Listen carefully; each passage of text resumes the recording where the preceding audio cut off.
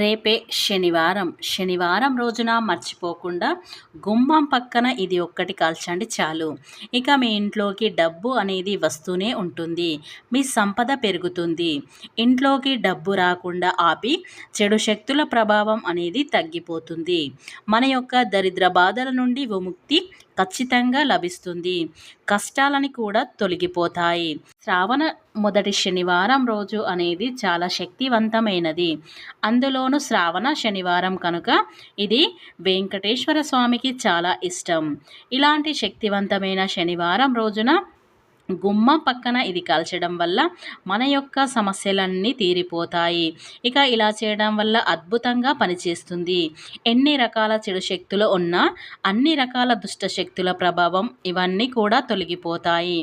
అన్ని రకాల చెడు శక్తులు దుష్ట శక్తుల నుండి మనకు విముక్తి లభిస్తుంది. ఏ కష్టాలు అనేవి మన దారిదాపుల్లోకి కూడా రావు. అదృష్టం అనేది బాగా కలిసి వస్తుంది. కనుక రేపు శనివారం రోజున గుమ్మం పక్కన ఇది కాల్చి చూడండి.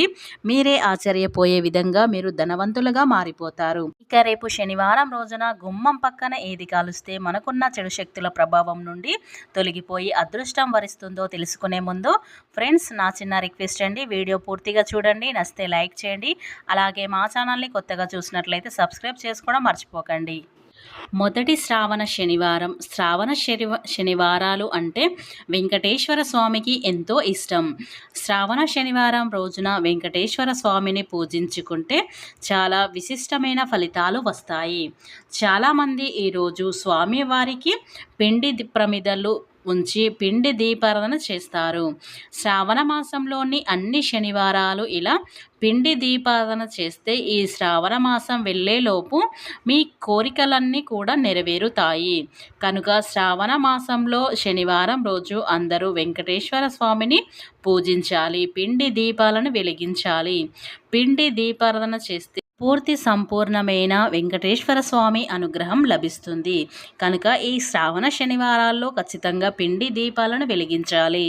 ఇంతటి పవిత్రమైన శ్రావణ శనివారం రోజున ఇలా గుమ్మం ముందు ఇలా కాల్చడం వల్ల మీకున్న సమస్యలన్నీ తీరిపోయి 7 తరాలకు సరిపడ ధనం, ఐశ్వర్యం వచ్చి పడుతుంది. చక్కటి యోగం పడుతుంది. పట్టిందల్లా బంగారంగా మారుతుంది. కనుక శ్రావణ శనివారం రోజున తప్పకుండా ఈ పరిహారాన్ని చేయండి. ఇలా ఎవరైతే చేస్తారో వారికి ఉన్న బాధలు, కష్టాలు, సమస్యలు అన్నీ తొలగిపోతాయి. ఈ శ్రావణ శనివారం పూజ చేయాలి అనుకునే ఆడవారు తెల్లవారుజామునే లేచి ఇంటిని వాకిలి శుభ్రం చేసుకొని మీ పూజ గదిలో ఉన్న దేవుడి పటాలను, పూజ గది కూడా అంతా శుభ్రం చేసుకొని గదిలో ఉన్న దేవుని పటాలకు కూడా గంధం, కుంకుమ బొట్లు పెట్టుకోవాలి. అలాగే వెంకటేశ్వర స్వామికి తులసి మాలను కూడా సమర్పించండి. ఇలా చేయటం వల్ల మీకు అష్ట ఐశ్వర్యాలు సిద్ధిస్తాయి. వెంకటేశ్వర స్వామికి పిండి దీపాలు వెలిగించే ముందు కాస్త బియ్యం పిండిలో ఆవు పాలని, కొంచెం బెల్లం తురుమును వేసి చలిమిలాగా చేయాలి. ఒక వెండి ప్లేటు తీసుకొని ఆ వెండి ప్లేట్లో 2 లేదా 7 ప్రమిదలను చేయాలి. ప్రమిదల పైన వెంకటేశ్వరుని తిరునామా గీయాలి. ఆ ప్రమిదల్లో ఆవు నెయ్యి కానీ, నువ్వుల నూనె కానీ పోసి ప్రమిదలను 7 వత్తులు వేసి దీపాలను వెలిగించాలి. ఆ దీపాలను వెంకటేశ్వర స్వామి స్వరూపంగా భావించి నమస్కారం చేసుకోవాలి. ఇలా పూజ పూర్తయిన తర్వాత వెంకటేశ్వర స్వామికి బెల్లం ముక్క కానీ, అరటి పండ్లు కానీ నైవేద్యంగా సమర్పించండి. వెంకటేశ్వర స్వామిని తులసి ఆకులతో అర్చించడం వల్ల మీకు అష్ట ఐశ్వర్యాలు సిద్ధిస్తాయి. మీ మనసు ఉన్న కోరికను వెంకటేశ్వర స్వామికి చెప్పుకొని 5 ప్రదక్షిణలు చేయాలి. చివరిగా ఆ వెంకటేశ్వర స్వామికి ఎంతో ఇష్టమైనటువంటి పచ్చకర్పూరంతో 7 కొండల స్వామికి హారతి ఇవ్వండి. మీ ఇంట్లో ఉన్న అన్ని గదుల్లో కూడా సాంబ్రాణి ధూపం వేయండి. వెంకటేశ్వర స్వామికి ముందు పిండి దీపాలు వెలుగుతున్న సేపు కూడా భోజనం చేయకూడదు, నిద్రించకూడదు. మనం వెలిగించిన ఆ పిండి దీపాలను ఏం చేయాలి అనేది ఇప్పుడు తెలుసుకుందాం. మనం వెంకటేశ్వర ముందు వెలిగించిన పిండి దీపాలను మరుసటి రోజు నిర్మలష్కం చేయడానికి వాటిని తీసుకొని ఒక బకెట్ నీళ్ళల్లో కలపండి. ఆ నీటిలో ఈ ప్రమిదలను వేసి మొత్తం కలిపి వాటిలో మీ ఇంట్లో ఉన్నటువంటి మొక్కల మొదట్లో పొయ్యండి లేదా పారే నీటిలో పొయ్యండి. ఇలా చేయటం వలన మీకు ఎటువంటి దోషం ఏర్పడదు. ఇక శ్రావణ శనివారం రోజున రాత్రి సమయంలో ఈ పరిహారం చేయండి. ఇక మీకు జీవితంలో నుండి అన్ని రకాల కష్టాలు తొలగిపోతాయి. అదృష్టం అనేది బాగా కలిసి వస్తుంది. సమస్త పాపాలు దరిద్రాలు కూడా తొలగిపోతాయి. ఇక జీవితంలో మనం ఎంత కష్టపడినా కష్టానికి తగిన ప్రతిఫలం అనేది అస్సలు ఉండదు. అలా కష్టానికి డబ్బు అనేది చేతిలో నిలవాలి అన్నా, సంపద పెరగాల అన్నా, అదృష్టం కలగాలి అన్నా ఈ శ్రావణ శనివారం రోజున గుమ్మం పక్కన ఇది కాల్చడం సహజంగా మన ఇంట్లోకి నరదృష్టి ఉంటేనే డబ్బు అనేది రాదు, వచ్చినా నిలవదు. అలా డబ్బు రాకపోవడం కానీ వచ్చిన డబ్బు నిలవకపోవడం కానీ ఇలా జరుగుతూ ఉంది అంటే గనక అక్కడ దరిద్రం అనేది ఏర్పడినట్టే. ఎందుకంటే ఎక్కడైతే దరిద్రం ఏర్పడుతుందో అక్కడ ధనపరమైన సమస్యలు అధికంగా వస్తూ ఉంటాయి. ఎవరైతే సమస్యలతో పాటు అదృష్టం తొలగిపోతుంది. అంతేకాదు ఎక్కడైతే దరిద్ర దేవి దృష్టి దోషం నెగిటివ్ నరుల ఏడుపు అధికంగా ఉంటుందో అక్కడ లక్ష్మీదేవి అస్సలు నిలవదు. కనుక ఈ యొక్క శ్రావణ శనివారం రోజున మీ ఇంట్లో ఉండే దరిద్రాన్ని తొలగించుకుంటే గనుక లక్ష్మీదేవి అలాగే వెంకటేశ్వర స్వామి అనుగ్రహం అనేది సులువుగా పొందవచ్చు. ఇక గుమ్మం అంటేనే లక్ష్మీదేవి స్వరూపం. అలాంటి గుమ్మం దగ్గర చాలామంది తప్పులు చేస్తూ ఉంటారు. గుమ్మం దగ్గర చెప్పులు విడుస్తూ ఉంటారు. ఇలా చేయడం వల్ల లక్ష్మీదేవికి ఆగ్రహానికి గురి అవుతారు.